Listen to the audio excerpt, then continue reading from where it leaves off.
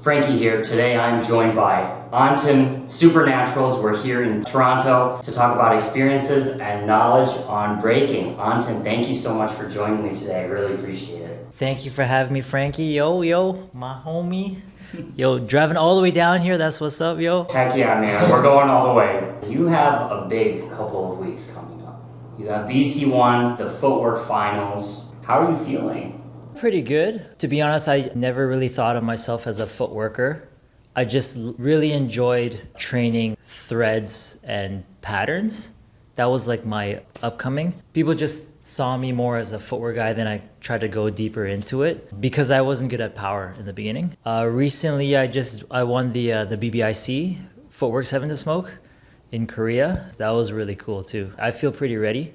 But yo, the level's high, yo, so I'll do my best, Canada. Yeah. So a couple things there. The first thing you're saying, I like that you make this observation that you noticed that I never really thought of myself as a footwork guy. A lot of b-boys like to say that you don't want to separate the dance so much, you want to be one complete package. But in finding out that you're good at footwork, that's kind of a nice surprise, right? Yeah, exactly. Like, I just try to train like everything. I see myself as a well-rounded b-boy as opposed to like a footwork guy. But everyone's like, yo, your footwork is actually good. It's like, really? And then everyone's telling me, yo, you should just go like be a footwork specialist. Yo, it's like, okay, then I'll like train for it. You can devote more time to it, but like you're saying, it's important for us to, you gotta try to pick up everything. Yes. And the second thing you're saying, of course, the level's high at the world level for BC1. And this kind of ties it into the next question I want to ask you. And you've described how the Toronto style, the formula, if you will, flow, complexity, foundation, originality, these kinds of things. And you know, it's amazing that even though Toronto style has very clearly inspired the world, right? Yeah. It has inspired an entire generation of breakers around the world. You could take it back to maybe Boogie Brat's Supernatz days. Nonetheless, when I come to Toronto for an event, I can still see, like, geographically, this place really encompasses that as a whole. For an event like BC1, the World Finals for footwork, I'm wondering if you can speak on what do you think are some things you're maybe trying to focus on to help make your footwork stand out? Basically, World Finals Paris is such a big footwork title. That's like maybe the biggest footwork title. Like Outbreak's pretty big. Before I went to Outbreak, I was like, yo, I think Outbreak is the biggest world footwork title. That was on my bucket list to win that.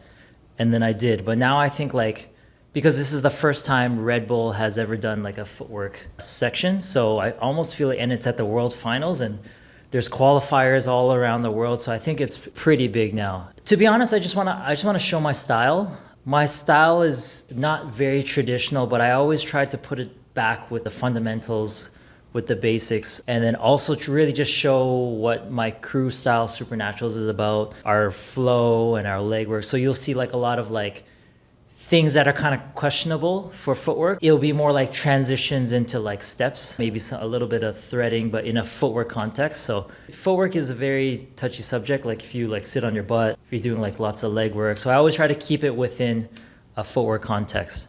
Yeah, so I'm just training all my steps. I'm preparing rounds. I'm practicing my stamina, ciphering, battle practicing. I'm trying to do it all, just to really get myself ready for it. But actually, I'm also training for Pan Am Games at the same time. World Finals is October 20th, Footworkers World Finals, and then Pan Am Games is November 4th. This past 2 months, I've been trying to train both at the same time. So like my 101 world rounds and then footwork at the same time. It's very difficult. This past weekend, I just won a 2 versus 2 with my homie Vanny. Yesterday, on my birthday. Yesterday was my birthday. Yo, happy birthday to me. Happy birthday. Thank you. Before that, I was more focusing on Pan Am rounds, testing my rounds at this competition here. So now it's done. World Finals, footwork is coming up. I'm switching over, just really focus on footwork this next week. Really well put. Stick to what you're good at. You don't have to necessarily go that out of your way to try to stick out, and you're staying true to who you are. You know, we can talk a little bit more about originality as we go later in this interview, but I have this idea that originality is more of a result as opposed to something you're so constantly trying to think about up front, if that makes sense. Yeah, it does. It depends how you view what's original, you know? To be honest, like, I feel like everything's been done. Everything has been discovered somehow, somewhere. It's more your approach of how you come up with things organically, you know? Is it true to how you came up with it and really just try to make as many different variations as you can, kind of like make it a style. I strongly feel like it's just be true to how you came up with it, but also be mindful of like who has what, you know? So now what we're gonna do, we're gonna get into the fun part. We're gonna review some old footage, starting with 2010, Supernatz versus Canton Clan at Master the Art. I have such fond memories of this time period, so for us in Michigan, a little bit of background here. Everyone knew who you were, and it was a big deal that... I think more so my crew. Yes. Not me individually. Yeah. You too. We knew who you were too.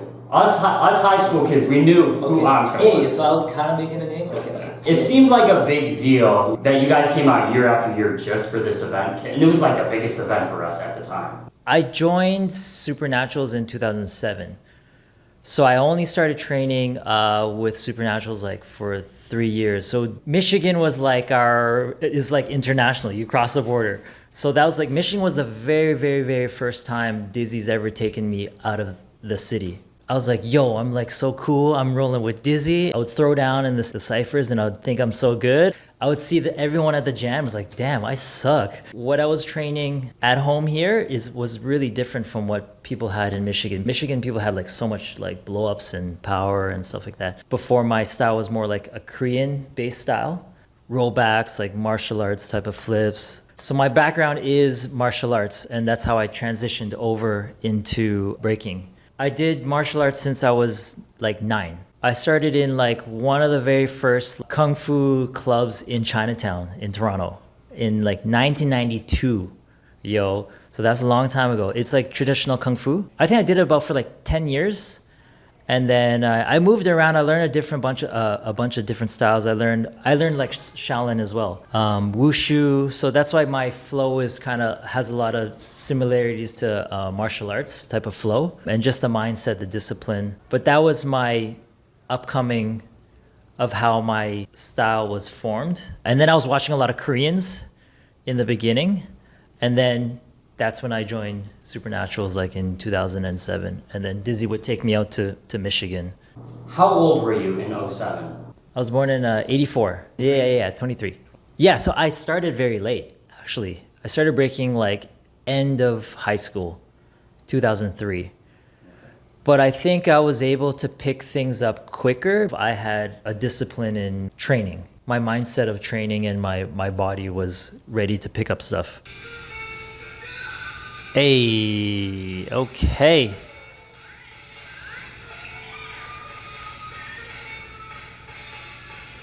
Very Korean, huh? Yeah. This time I didn't have like any threads. I didn't even study any Supernaturals foundation yet. I was just like doing my own. This is how I break before. Yo, so different, yo. I don't even know if I can do that move anymore, that kip up to knee slide. But so I was breaking 7 years here. Okay, so I still suck for 7 years, I think. It's kind of funny to watch again. It's just so different. What do you remember how your training was? You're mentioning how you weren't really incorporating so much Supernatz concepts in this particular round, but what did training look like? We would all practice at my university, University of Toronto, Scarborough campus. And we would start our practice, like I swear, like midnight. And we would practice till like 3 a.m. and then we would go eat like in the morning. And I don't know how I did this. And then I would have like university classes, maybe in the evening, some in the morning, but every night we would do this. We would train in the middle of the night. So once Dizzy put us down in Supernaturals, he really trained us how to battle really, really well. We had like a formula. There was like actually a formula. If this person did this, we do this. If they do this, we do this. It was pretty to the T, and it would work really, really, really well. I think during that time, we went on like a crazy winning spree. We won like every battle, every jam with this formula. So, and it was really different at that time because that's when I just joined.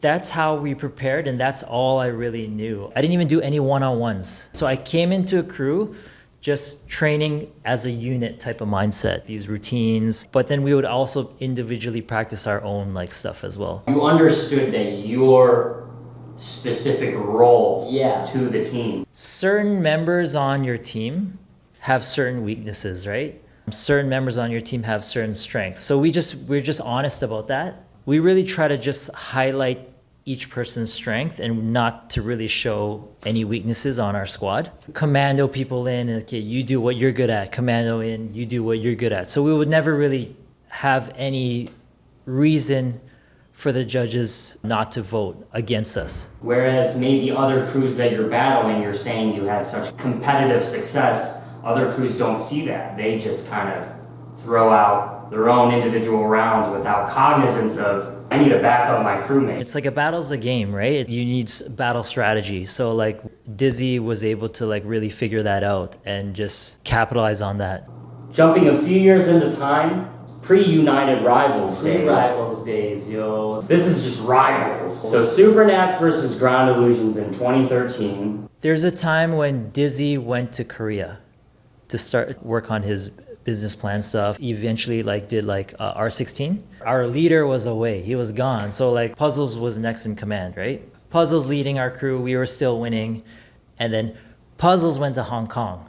It was just the rest of the bench members, right? It was me trying to push like two of my guys. Like my main partner was Antics and Mike McNasty. He was like a Halo type of guy. He's got mad tattoos, yo, Filipino, yo. So I would just push them. And then we would go battle in the States and stuff like that. So like this was that time period. Me versus Ills, tiebreak, yo, finals, pre-rivals. Crazy, yo. Wearing a tank top, yo. I've been battling a tank top in ages.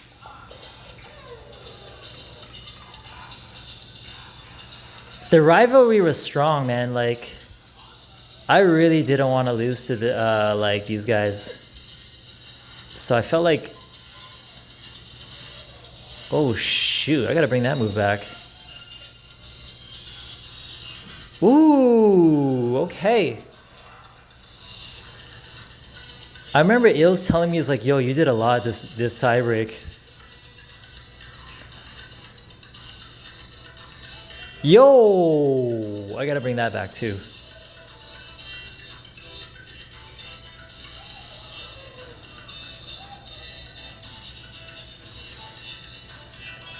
Yo, I actually did like, I did a full length, what an Olympic round should look like right now, like a 1 minute round. Yo, I went in like 3 times. Ills, yo. Hey, yeah, Ills is dope, man. Ills is like, he's such a smart guy with his breaking, you know?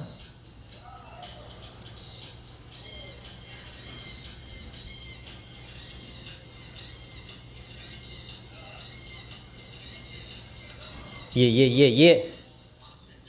I think just at this time period, the rivalry was strong, you know? This is when it kind of like started. Supernaturals, Ground Illusions, and I didn't really want to lose to them. And we were already like really hardcore training like our crew stuff. So we were like constantly battling. I think we were pretty ready. And I'm actually very surprised I dropped like a pretty long round in the tiebreak, given it's a finals. By that time, usually you've used up like everything. But yo, I still had material. That's crazy. Even still this time period, we would still keep battling each other in the finals. So we weren't even friends at this time yet. So like we would keep battling each other for 3 years more.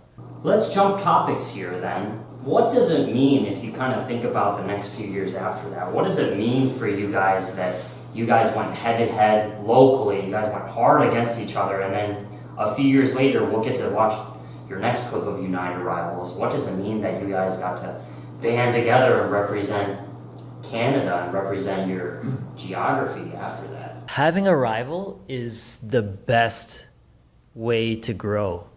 It's insane, like being like really heated, like you really want to beat someone and then that person really wants to beat you. Both of you guys just train like crazy. If it wasn't for the ills and this type of rivalry, we wouldn't be at the level we are today, you know? We kept working so hard to beat each other, and that's what's really set us like apart from like the local scene. Some advice, yo, if you guys are starting out, like pick someone you really want to smoke. Yo, make a hit list, yo. So like set those goals and just train for it, you know? But even if it's like a local scene and you guys are battling each other in the finals, like it's really good to have this rivalry.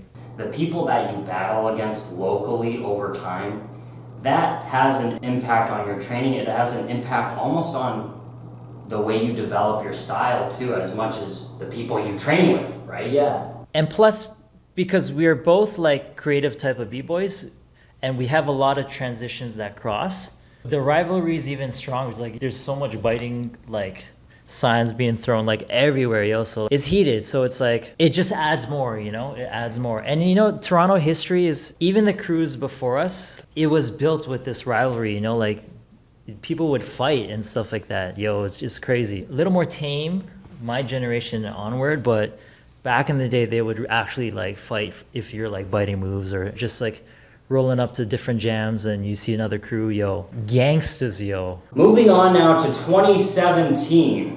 The last clip we saw was 2013, and then we would battle for each other in the finals the next few years. I was working at a session at Bayview, North York YMCA. It's like a late night session. So Ground Illusions was a Mississauga crew, and then Ills lived in Ajax in Durham. So he was kind of closer to me. He would come to my session. It's weird because we're rivals, but he would come because that's the only session or something. Maybe it's a time slot that worked for him. And then, we actually started to vibe. But we were still kind of like, we're still like got that rivalry vibe, right? But we would practice together. And it would be like more often and more often and more often. Even like before this clip here, Ills started to blow up with like his freestyle session, like solo wise. And then I was still like trying to battle like at these world level events with like sticks.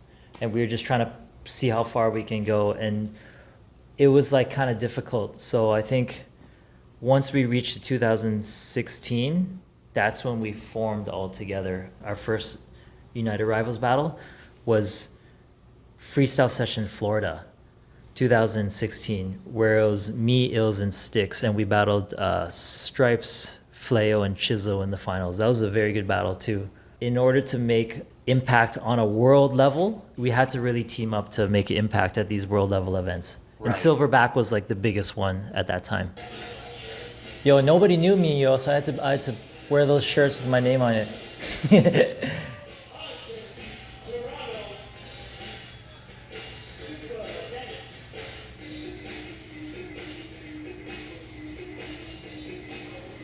I don't do that anymore.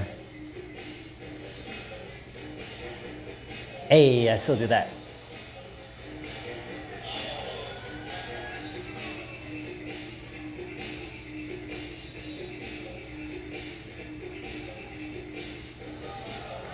I think pre-context as well. I was always battling like Sticks in Toronto locally in the finals and Ills.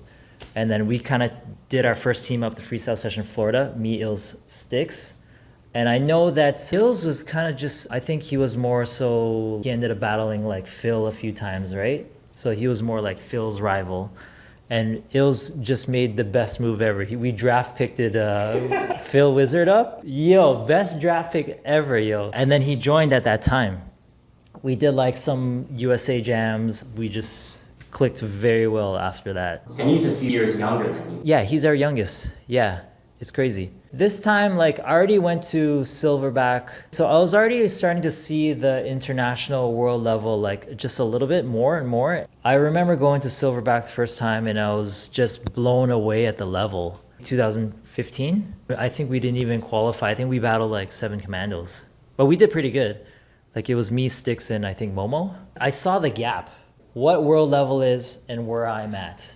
right? And I was like, damn, this gap is so far. I still feel like that right now. Like I always feel like that just seeing world-class breakers. This 2017 time is when I started to train and really pack in my rounds to compete at a world level. I started to like look at the composition of my rounds and stuff like that. Because my mindset would still be as well-rounded as possible.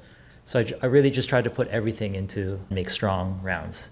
Going back to what you were saying before, as you're training locally, you have to keep in mind what's out there in the world. And I had a discussion with a homie from the jam yesterday, and he just asked me advice. Well, like, how do you improve? And it just brings us back to that is I'm just going to straight up say, go to a world level event and just watch it. You need to see how far you are from that. You kind of realize, okay, this is maybe where I want to be one day. You come back home, you're so motivated, and then you push that much harder to close this gap.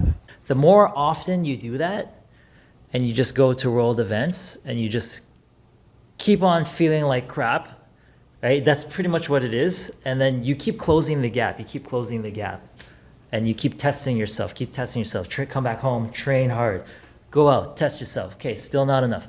Come back home, train hard, go test yourself. That's kind of like the cycle. Get out there, yo. Well put. Frog in the bottom of the well, right? Let's talk a little bit more about United Rivals and the composition of your guys' style. I think it's really interesting that you talk about how you and Styx went head to head a lot. The contrast in styles there, then you have Ills, then you have Phil.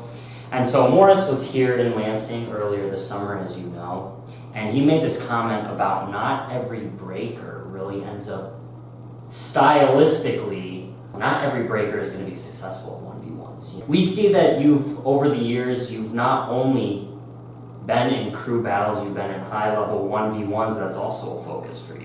Do you feel like you perform better in one format versus the other? One-on-one and crew battles is a totally different game, man. It's a really different game. I almost feel like one-on-one is the hardest, obviously, because you only have yourself to depend on.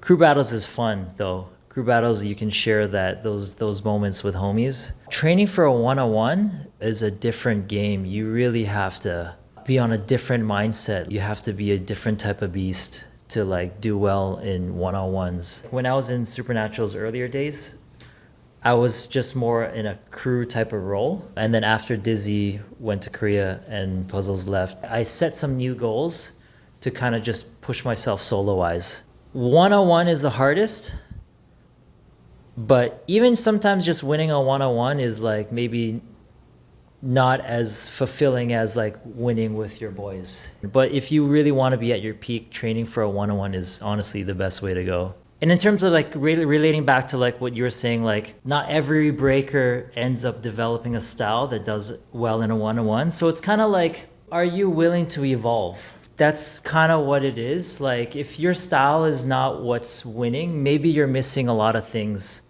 that needs to take your breaking and your style to the next level, you know?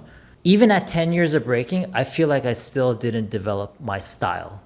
Maybe 12 years of breaking, between like 12 to like 13 or 15, that's when my style really started to form. You can play the long game, right? You're picking up skills along the way, and then maybe later in your career you're starting to it starts to come together, yeah. As opposed to maybe early on you really like one particular aspect and you just take it all the way and you miss all this other stuff that you maybe could be exploring. But there's nothing wrong with that, Sure. Because you need to specialize in one way, and then once you get there, okay, what next? Okay, I can move to the next stream and then specialize down this way. Okay, now I have two things. Okay, so what's next? When I started breaking, I only watched Koreans, Onton, like all the Koreans back in the day. So I was trying to do like hand hops, freezes and stuff like that. So that was like my upbringing. Then Puzzle's like, yo, you got no foundation, yo. You're whack, yo. You got to study Ken Swift, study Storm, study like OG foundation. Like that's when I started watching like Storm footwork fundamentals. I started watching like Focus. Okay, now I have like back rocks, foundation.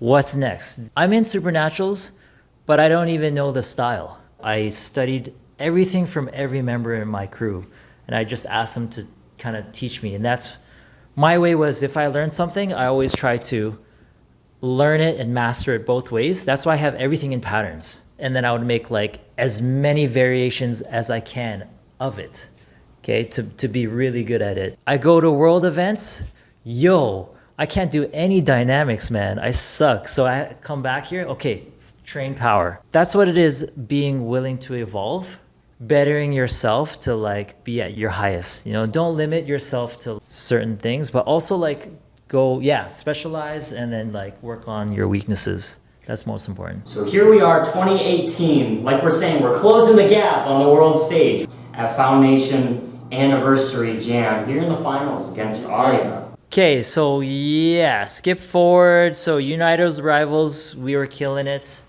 as us four, but I know we got invited, Foundation wanted to invite us to Japan for their anniversary jam. I think they were okay with four, but we needed 5 people. We all ended up deciding to battle with Dizzy because he's a good representation of Canada as well. So then we just put Canada All-Stars. And this was a very, very special jam for me. I've been training with Supernaturals for so many years, like with Dizzy as the general. He's calling the shots in battles, right?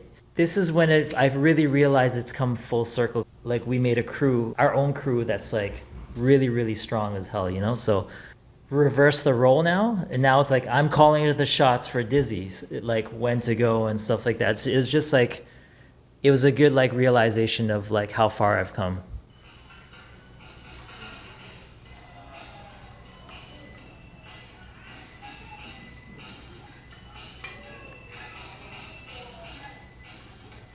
This was when I was still wearing tight pants.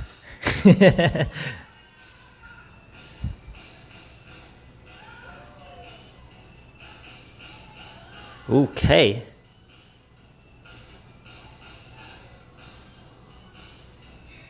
I still feel pretty similar to this time, actually.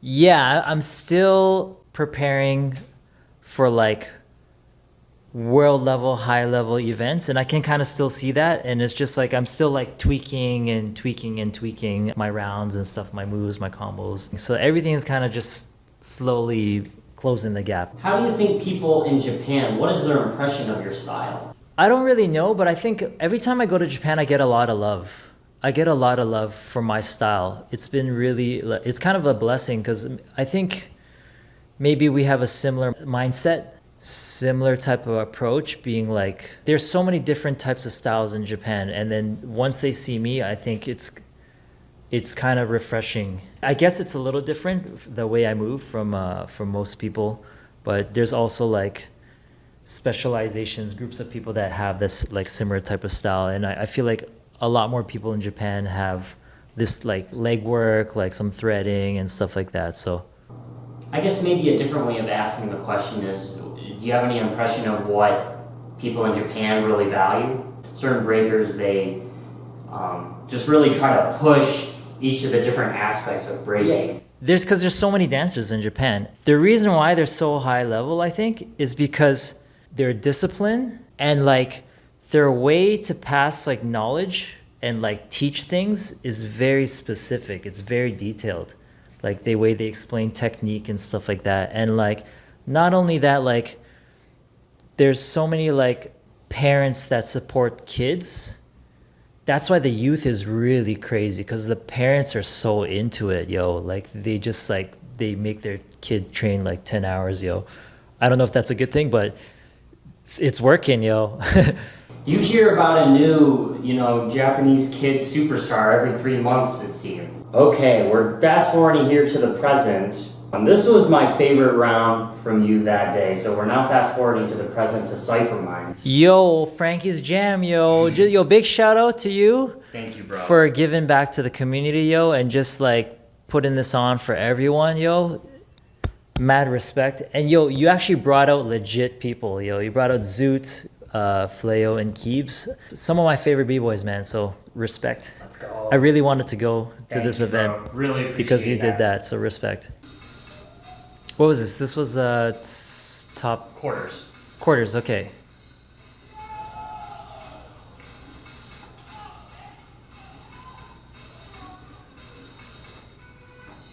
Hey, okay. Yeah, I'm already really different from the last clip to here.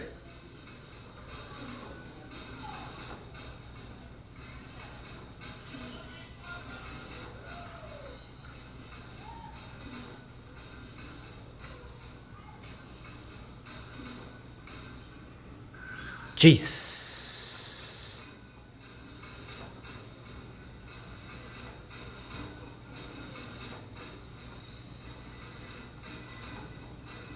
Okay, that's a packed round, yo. From the last clip, I was like, I prepare rounds. I'm more of a prepared type of breaker, but that actually was my downfall. And I was explaining before, I would always see the gap going to these events so that I would kind of adjust. It's good to be prepared because you need to like study for your exam, you know, and you can't just go in blind. But like at the same time, you need some sort of like organicness, some sort of improvisation, right? So like from the last clip is when, and then after the pandemic hit, during the pandemic is when I started to train like a lot of more musicality. I started practicing more grooves. I started practicing more, connecting more with the music. And that was like 2 years.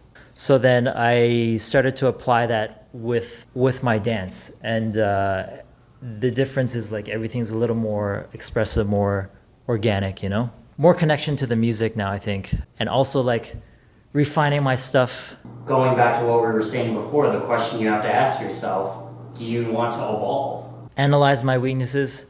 Yo, my musicality sucks, yo.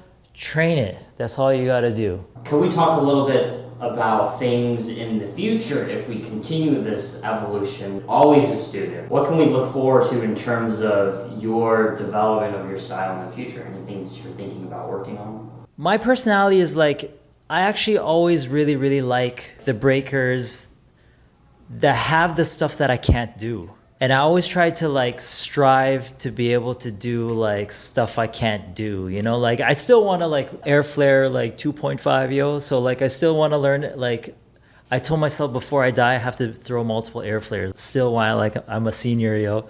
So it's just like a health thing. That's why I break too, you know, it's just because I'm training at such a high level, I don't feel old, you know, I'm not a young guy anymore. But because I'm training, my body's like really ready. It's just for me, it's just to be healthy, you know? If you're training at a high level and you're in your best shape all the time, yo, you're gonna feel great, man. And you're just gonna have a really good quality of life. So it's just like health reasons. That's why I push so hard. I just wanna be healthy. So that's down the future is always training like that. I still want to train like high level dynamics. So I'm always like trying to dive into that stream. So maybe more dynamics. That's a really good point that you bring that up. You know, this entire discussion up until this point, we've been really getting into the nitty-gritty of competition and strategy and all this stuff, but it's important to be able to take a step back and talk about other things that breaking helps you benefit, like your health, for example. I think that a lot of people always like to talk about if you just solely think about the competition, it can turn into a rat race. Yeah. So for me, it's just more the process of staying healthy. Right. And the best way to do it is train to be a high level breaker. I have a couple other questions. Both of these are pretty general. You could spend an hour alone on each of these, so I just more or less want to get your initial thoughts of them.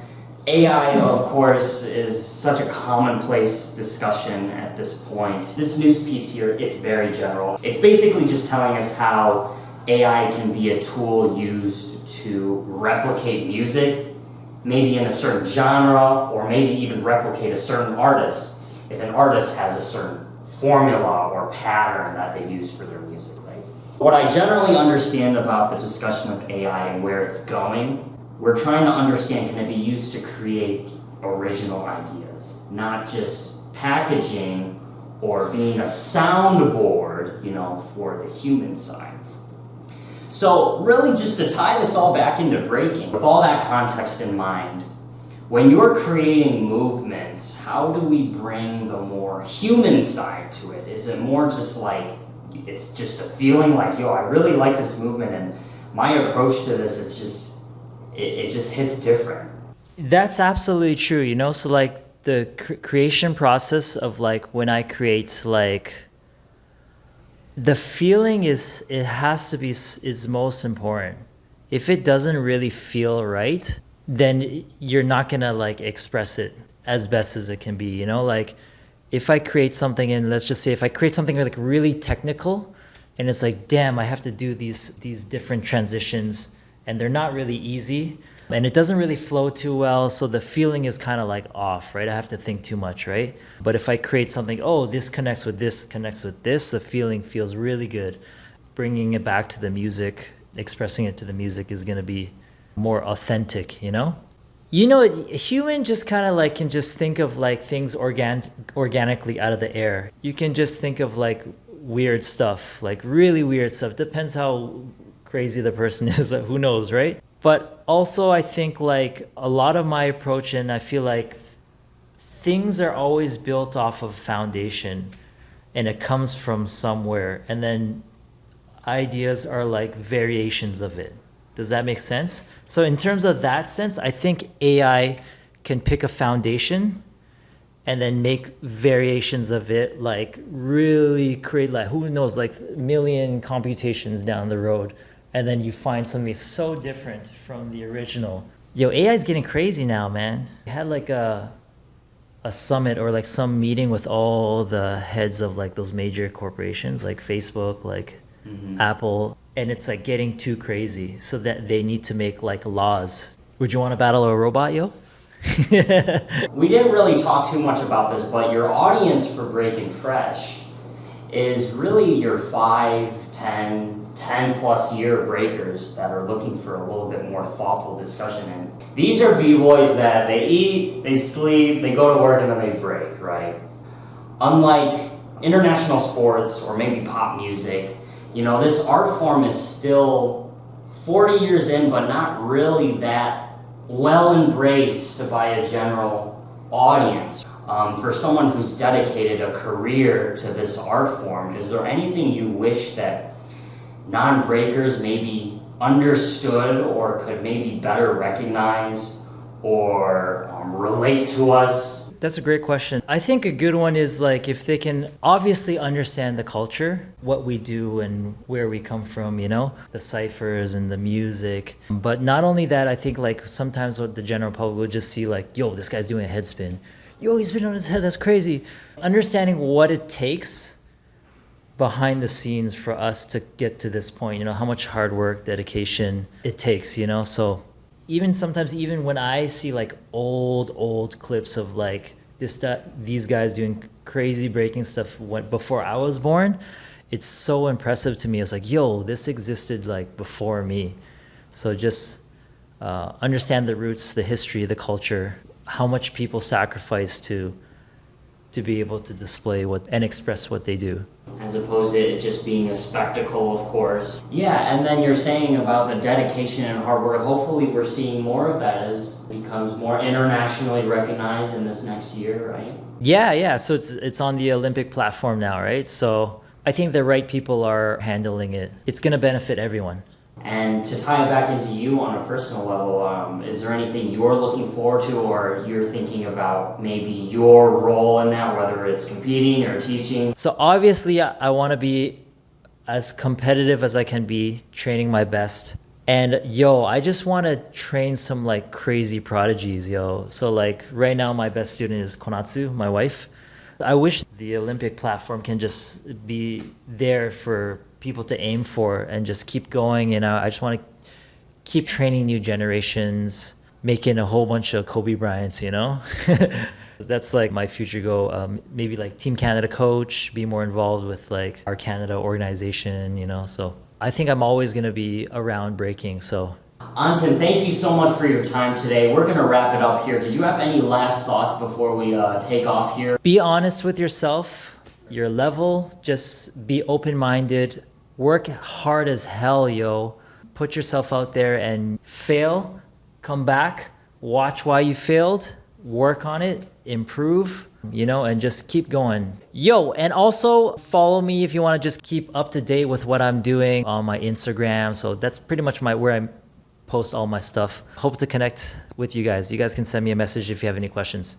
And thank you so much, Frankie, for doing this, giving me an opportunity to just share my views and just help everyone grow, So you're doing an amazing job. Keep it up, man. Absolutely. Respect Thank you for that. You're doing me the favor here. Thank you, bro. All right, we're out of here. Peace. Peace.